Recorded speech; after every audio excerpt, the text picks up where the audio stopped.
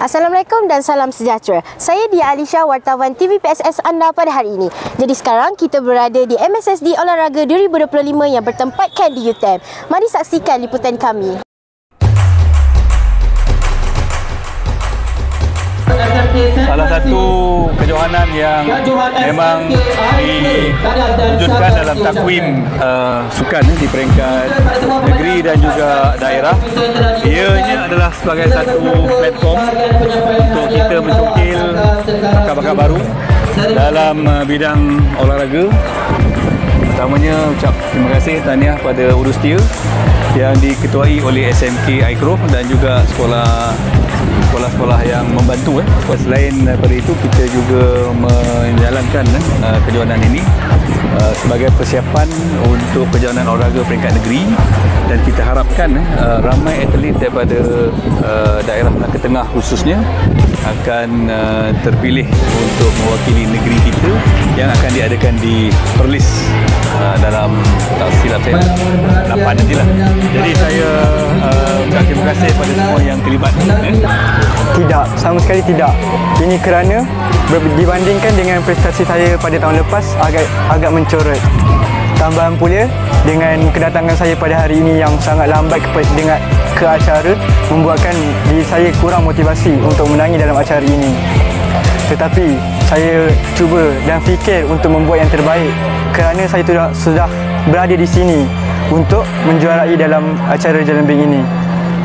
Dan perkara yang tidak terduga berlaku. Saya telah dapat memecahkan rekod. Sekian sahaja daripada saya.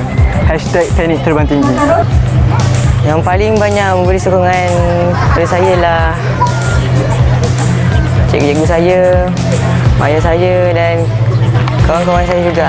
Saya pun alhamdulillah lah, saya pun tak jangka saya boleh sampai tahap ni. My PE teacher Mr. Zuhairi. Selepas berjaya memecah rekod, saya berasa gembira dan seronok. Tapi saya rasa saya buat yang cukup terbaik. Tapi bukan result yang saya nak dapat. Saya agak gembira lah. Saya pun tak sangka saya boleh mencapai rekod tu. Sebab saya pun training tak sebab apa. Namun saya ucapkan terima kasih kepada papa saya pertama training saya kan. Walaupun saya tak boleh apa. Dan saya ucapkan terima kasih juga kepada semua penonton yang untuk support saya. Okey, cabaran yang kita hadapi daripada unit BSSN Batu Mula daripada semalam lagi adalah yang murid yang tercedera semasa habis larian di garisan penamat. Contoh kecederaan yang diorang dapat adalah biasa kejang, luka di kaki sebab jatuh.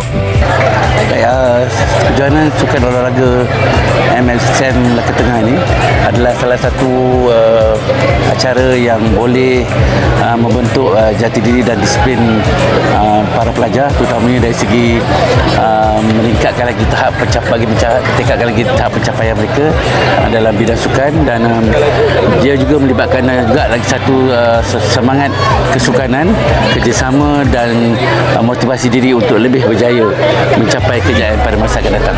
Baik, seterusnya pihak PIBG akan sentiasa menyokong program-program kurikulum ini kerana kita bukan saja fokus dari bentuk pencapaian akademik, tadi pembentukan sasiah pelajar melalui kejohanan sukan ini juga memegang peranan dalam membentuk seorang insan yang berjaya, disiplin dan memberikan mereka peluang untuk menunjukkan bakat.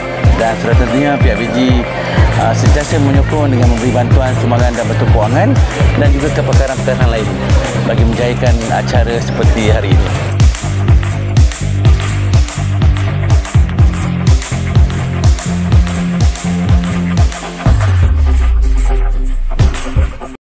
Saya Amni dari TV PSS SMK Aikro melaporkan secara langsung dari kejohanan olahraga MSSD 2025.